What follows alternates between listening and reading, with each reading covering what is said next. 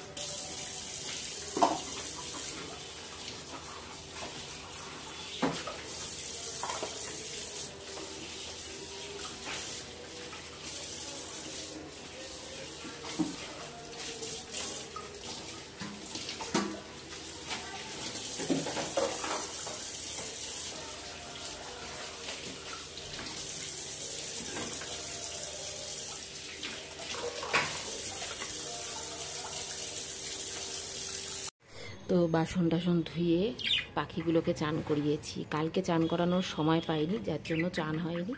আজকে উঠে দেখি সকাল 6:30টার সময় জলের বাটিতে, এই যে জলের বাটি, এর মধ্যে ডুবে ডুবে সব চান করছে, যার জন্য আজকে চান করাতে বাধ্য হলো। এই যে